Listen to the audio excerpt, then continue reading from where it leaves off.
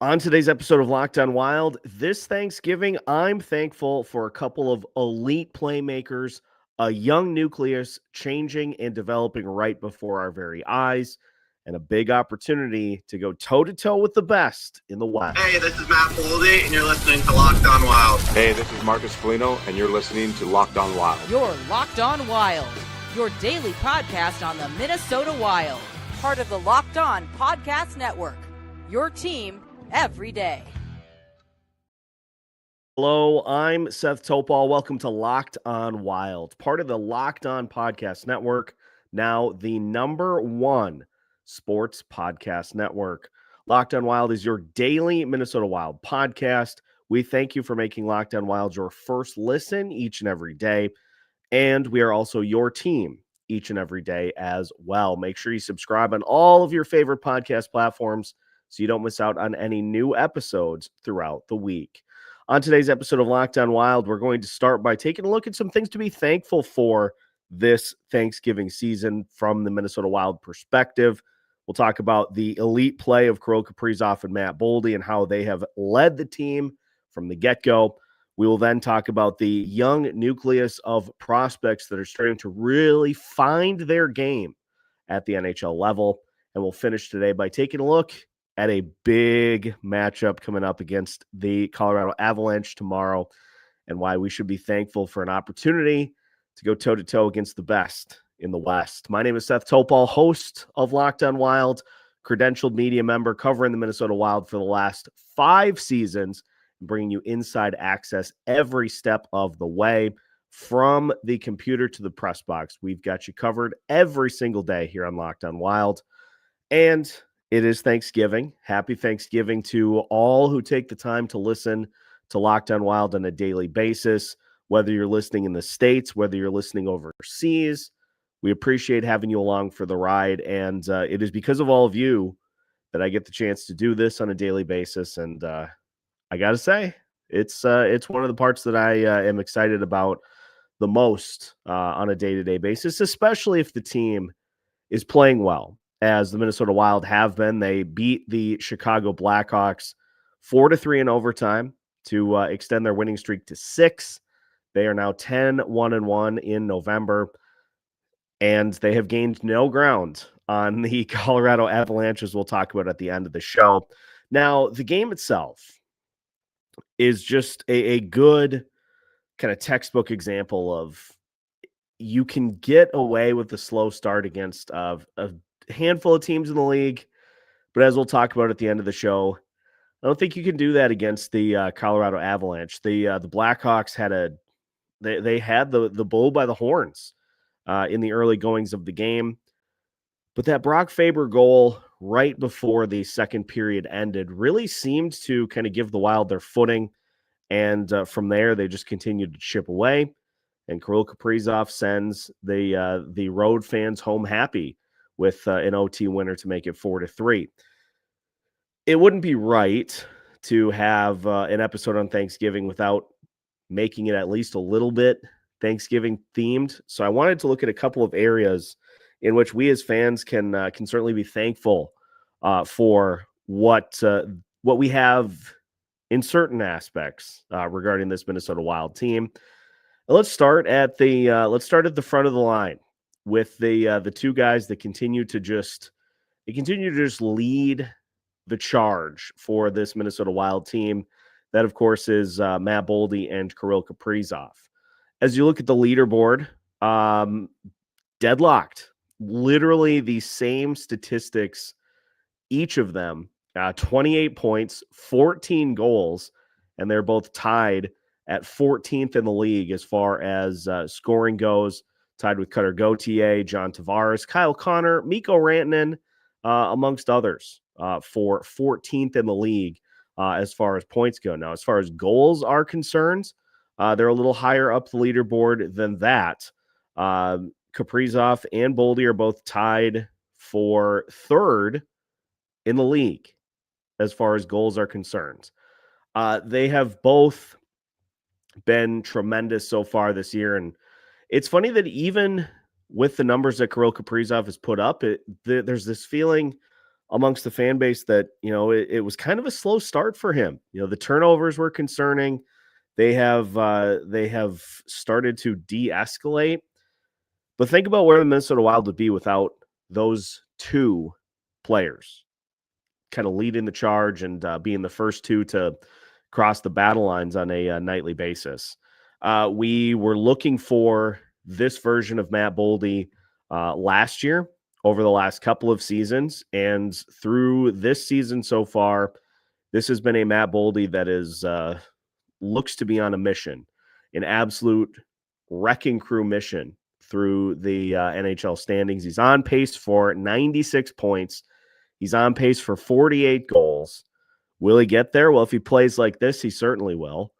9 goals in the last 10 games. So he's got 9 goals in November. He is every bit of what the Minnesota Wild have been looking for in kind of a second fiddle to Kirill Kaprizov. Those two themselves play off of each other incredibly well. But what we've seen, especially here in the month of November, is that most nights those two are both on. And even when one is off, the other is on, and vice versa. It seems like the Wild have had few games this month of November, especially where they haven't gotten production from both. It has at minimum been one or the other, and in many cases, it's been both of them in the same game. So having them both, and think about it this way. I know the $17 million AAV, which will start next season for Kirill Kaprizov, it's some sticker shock still for portions of the fan base. You've got those two locked in for $24 million total because of the deal that Matt Boldy signs, the 7x7. And that was his choice. That was his desire to get that signed to lock in. So for right now, we get the opportunity to enjoy both of those guys playing at an incredibly high level at $24 million total. The statistics, no matter how you break them down, are just unbelievably impressive for both players.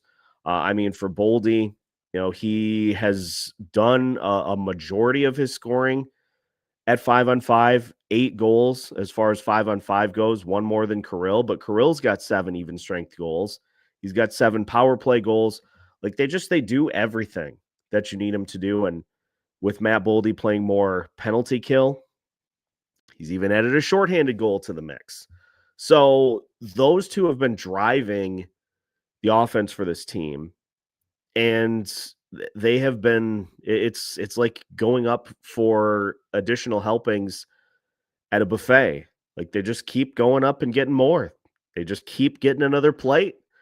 And it looks like two guys that are poised and willing and ready to just do the heavy lifting for this team. And I've been kind of near the I've been kind of one of the guys, not but one of the guys that has been kind of at the forefront of the campaign for Boldy as, hey, this guy is on the brink of a breakout. And as we talked about a few weeks ago, shot volume is as high as it's ever been. Shots as hard as they've ever been. He really looks like a player that put in a ton of time in the offseason. He has perfected his craft, and the results speak for themselves. I mean, every time he's on the ice, he looks like he's a goal waiting to happen. That game against Chicago, what does he do? There's that loose puck behind the net.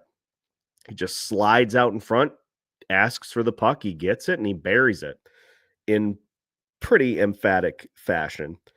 But it's been so fun to see those two just on a nightly basis kind of do their thing. And me, as somebody that covers this team, I have to step back sometimes and kind of pinch myself that, hey, you get to cover both of these guys who are amongst the, Matt Boldy was rated as a potential top 20 player in the NHL before the season started. it's rare that teams have two of those guys, let alone one. And so for all the things that we wish we could see done differently, that has been one thing that has been definitely right as the season rolls along. Slow start, yeah. October, not great. But the month of November, those two have been dynamite for the Minnesota Wild. And that is certainly one thing that I am very thankful for in watching this team. Now, another big key to where we currently sit with this Minnesota Wild roster is, of course, the process. And what I mean by the process is the growth, the development of three key prospects that we are getting a chance to see kind of bloom and develop right before our eyes. We'll discuss what we have seen in the development sector from Zeev Buium, Danila Yurov, and Jesper Wallstedt as we continue today's episode of Locked on Wild after this. Today's episode of Locked on Wild is brought to you by FanDuel. The NBA is back, and there is no better place to get in on the action than FanDuel, the official sports betting partner of the NBA. Even if you miss the start of the game or want to ride the hot hand, FanDuel has live bets on everything from who will score next to fourth quarter comebacks. Plus, you can even combine your live bets into a same-game parlay for a shot at a bigger payout.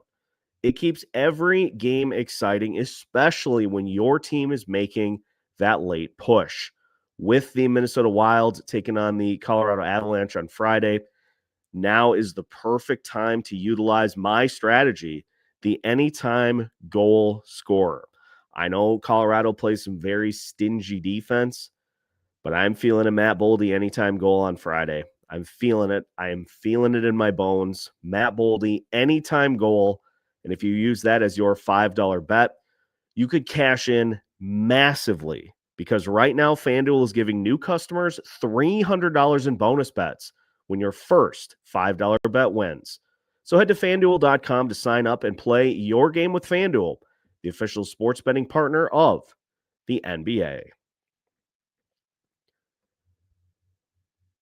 Welcome back to today's edition of Locked on Wild. Thank you for making Locked on Wild your first listen each and every day, and thank you for making Locked on the number one sports podcast network. As you can see in the friendly confines up in central Minnesota here for the Thanksgiving weekend, unfortunately, that means no postcast for tomorrow's game against the Colorado Avalanche, but fear not. Alex and I will break it down in full detail for you on Monday's show. We'll recap the whole weekend because the Wild play the Sabres coming up on Saturday. And, of course, Denny will have he told me he's got 4 pages of notes on the Chicago game, so I would imagine he'll have a similar number for the Colorado game. In fact, Denny texted me the following for the game against the Avalanche. He said, Colorado is the beast of the NHL. Minnesota has the league by storm. The difference, the wall of St. Paul, Wild win. How about that? We'll talk more about that game coming up in segment 3, but just continuing kind of our what are we thankful for portion of the show. We are getting the opportunity to kind of trust the process with key rookies on this Minnesota Wild team in Jesper Wallstedt, Zeev Buium, and also Danila Yurov. And I got to say at this point, I know there have certainly been ups and downs, and there's been movement in the lineup up and down, but just think about this as you're listening to the show today, or if you're listening in line for Black Friday shopping or out and about, just think about this. Just ask yourself this question. If you would have been told at the beginning of the season that Danila Yurov, Jesper Wallstedt, and Zeev Buium would be where they're at in the equation with Danila Yurov, and I know it's more of an injury fill-in right now, with Danila Yurov playing top 6 minutes, with Zeev Buium settling in the decor, helping out on the power play, and continuing to grow his game. And Jesper Wallstedt being one of the most electric rookies in the NHL. How happy would you be with that? If you had been told that by a time traveler before the season even started. I know it is frustrating at times, the process. I know this is something myself, I have tried to work on, is just trying to look more big picture as opposed to game by game basis. Having Danila play on the fourth line was not my favorite. Or having Zeev play sheltered third pairing minutes, not my favorite. And coming into the year, had no idea what to expect from Jesper Wallstedt. There were big risks to be had with all three of these guys. But you're sitting in a situation now, and Bill Guerin said this as much with Dan Barreiro on KFan on Friday. Or, boy, it's been a long week when you just assume that it's the weekend, even though it's Thanksgiving. Wednesday night, yesterday night, with Dan Barreiro, Bill Guerin said the play of Jesper Wallstedt has impacted our plan at the beginning of the year as to how these starts get split up. Because I think the Wild were expecting starter backup. Philip Gustafsson as your starter, Jesper Wallstedt as your backup. I think that was the expectation coming into the year, was the situation that we were going to have. Well, I think the play of Jesper so far this year has warranted 1A, 1B. And that's a good thing. That's a good problem to have, is two goalies that are capable of starting. It's not always going to be as good as it has, and even in the games where the numbers don't look great, Philip Gustafsson was still 2 goals above expected as far as saves go against the Blackhawks, even though he gave up 3 goals. Chicago's offense generated over 5 expected goals throughout the night. And Gustafsson was 2 goals saved above expected. So even though the Blackhawks scored 3 times, still a pretty darn good game for Gus, especially in that first period. But things aren't always going to be like this. There are going to be times where the goalies struggle. I mean, look at what happened in October. But having 2 guys that are capable and confident in being able to start is a great problem for this Minnesota Wild team to have. We don't know what the future holds as far as injuries go. We hope that neither goalie gets hurt, but we don't know that as a certainty. And we're at the point now this season where if Philip Gustafsson gets hurt and misses time, or if Philip Gustafsson has a couple of bad starts in a row and just needs a breather, you have full confidence that Jesper Wallstedt is going to be able to answer the bell, answer the call, and keep you in the game. And think about this. Think about this as well. Now, this hasn't been confirmed, but with Philip Gustafsson starting against Chicago, the way things have been lining up kind of leads you to believe that Jesper is getting the start against the Avalanche. Now, again, not confirmed, but with a back-to-back, they're both going to play. I would love to see Jesper get the chance against the Avs. I think he's earned it. We've got a rookie that went into Winnipeg and shut out the Jets. And yes, Connor Hellebuck was out for the Jets, but guess what? Somebody mentioned this to me, and this is exactly right. How many goals has Hellebuck scored? That was still the Jets offense that was out there. You still had Kyle Connor and Mark Scheifele and Nino Niederreiter and whatever's left of Gustav Nyquist and Jonathan Taves. And Gabe Velarde, you still had the Jets offense out there, and he shut him out in their barn. How's that for a rookie? That's pretty impressive. And Danila Yurov slotting in the top 6 and looking just fine and gaining that confidence. And Zeev Buium, he has had moments this year where what he does with the puck causes me to audibly make noise on my couch. And he's deking people out of their skates. Folks, the process is not always linear. The road is not always a straight path, but that's with any walk of life. And I think we're at a point where 20 plus games into the season, I think we're seeing real tangible growth and development with all three of those guys.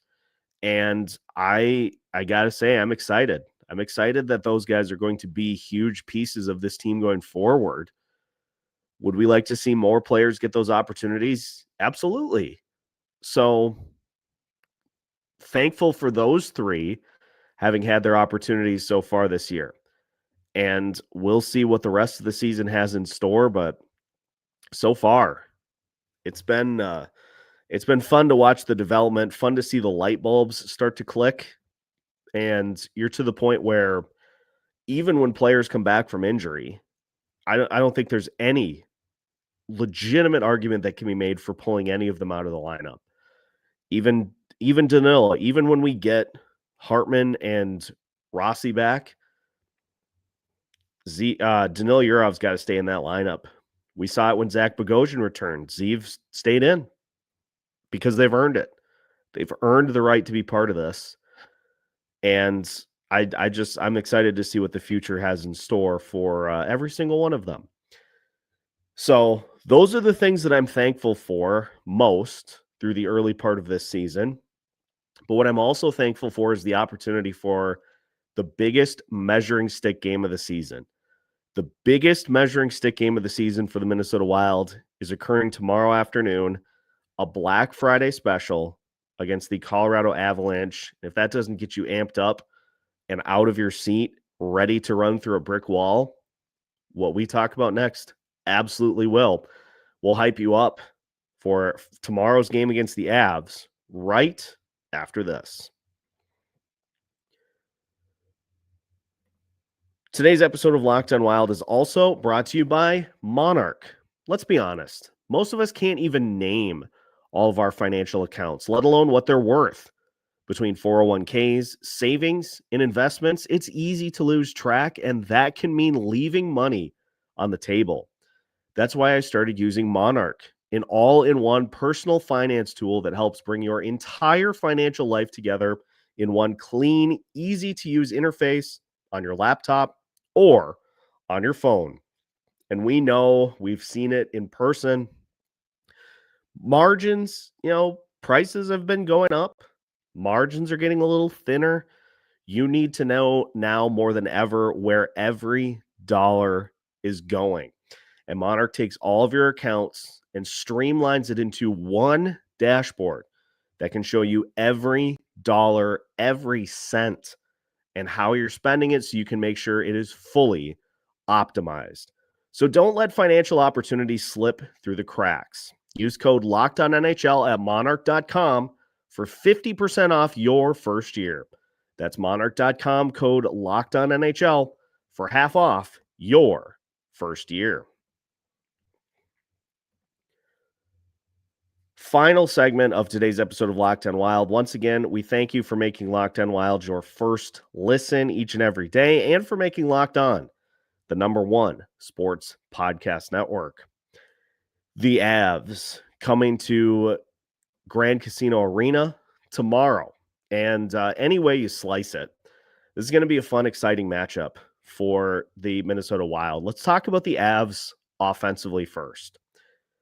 They're #1 in the league as far as 5-on-5 goals go at 66 in 23 games.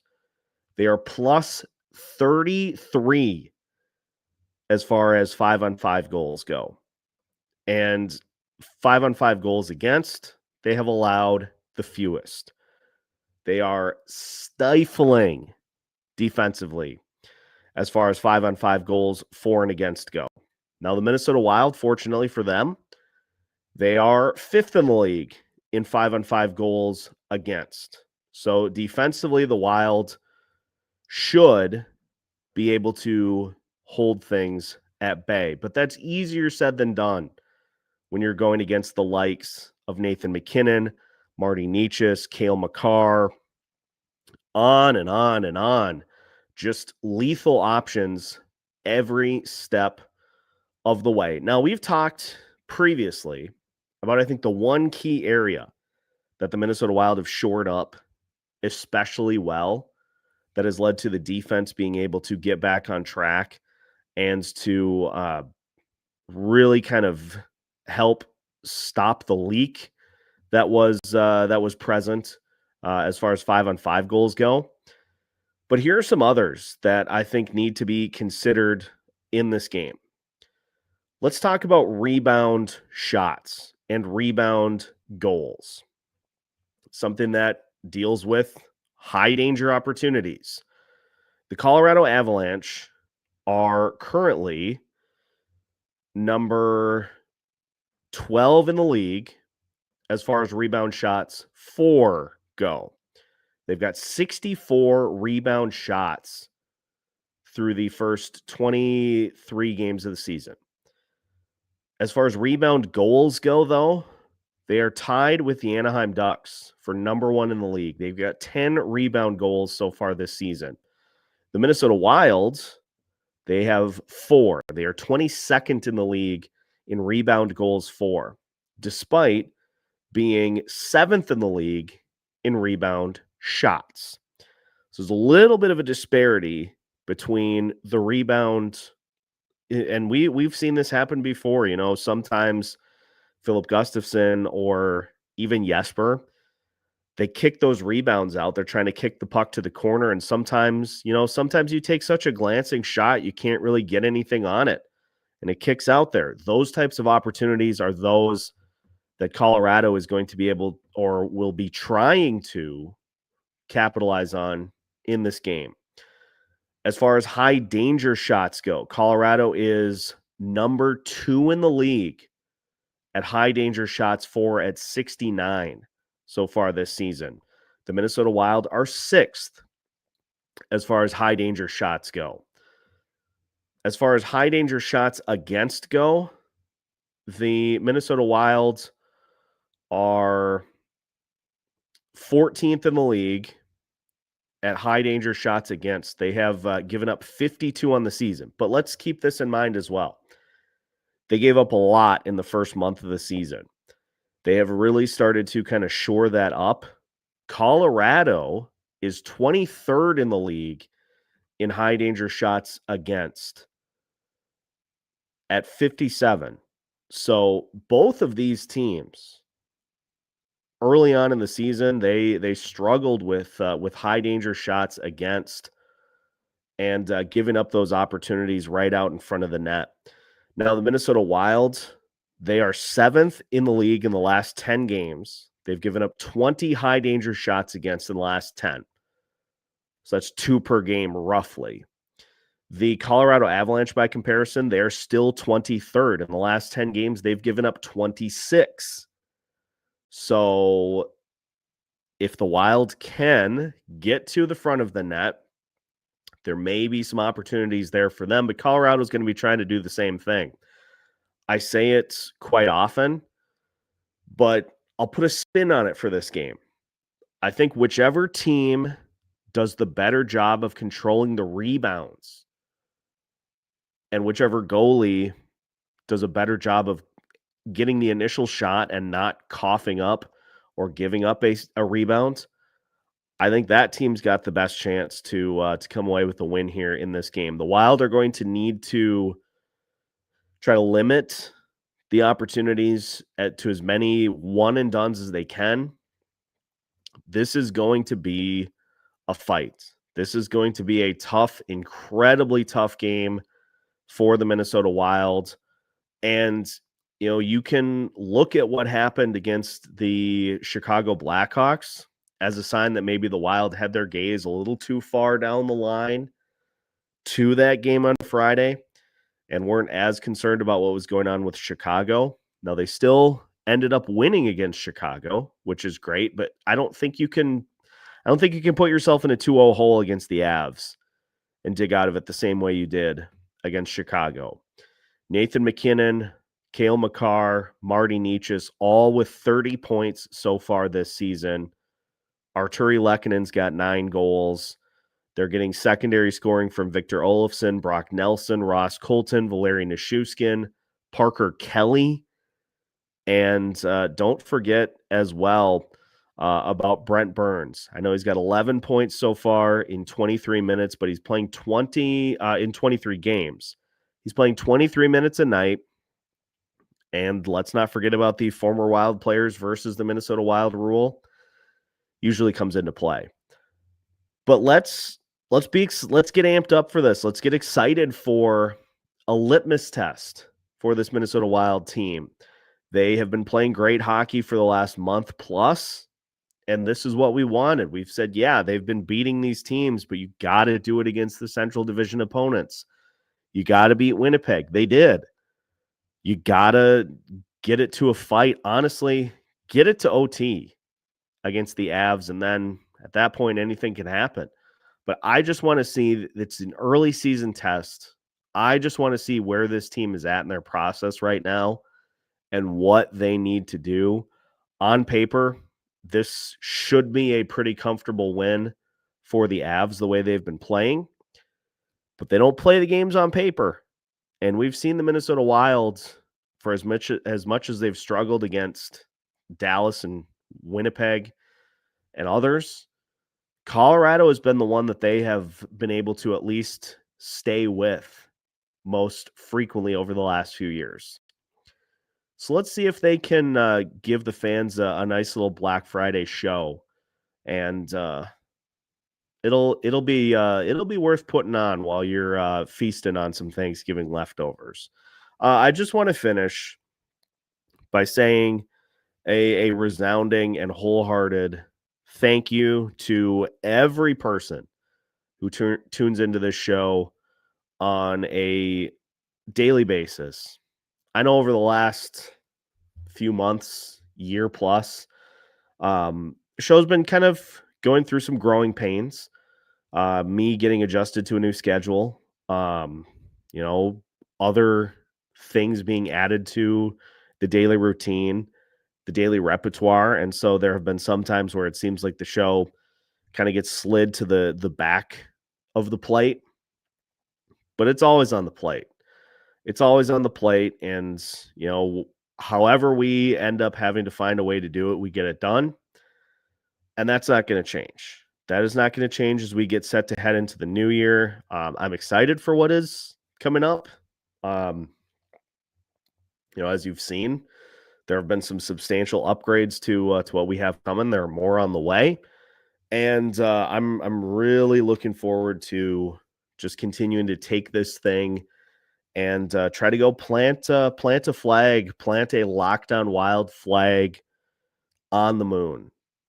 Metaphorically, of course. 1 million downloads on YouTube. I never thought that was even attainable. And yet here we are. And we're just continuing now. This is season 5, year 4. And the beat keeps going. The beat drums on. And I'm just so thankful for all of you that have turned this into part of your daily beat. The beat of your drum. Glad to be a part of it. Look forward to being a part of it for quite a long time coming up. That's going to do it for today's episode. We'll probably have another late one for you tomorrow night, so we'll get you some reaction to the game against the Avs, but not going to be able to, unfortunately, get it to you immediately after the game is done. But we'll react to what we see, and as always, make sure to throw us a like on YouTube. Make sure to give us a review if you'd like to on your favorite audio platform. If you give us a 5-star, we'll give you a shout out on the show. If you give us a 5-star on Apple Podcasts, we'll give you a nice shout out. And again, just thanks to everybody that tunes in. I thoroughly enjoy doing this show, and there's a lot coming up. I'm amped about it. So appreciate everybody. Enjoy the rest of your Thanksgiving, and we'll be back with you again tomorrow right here on Locked On Wild.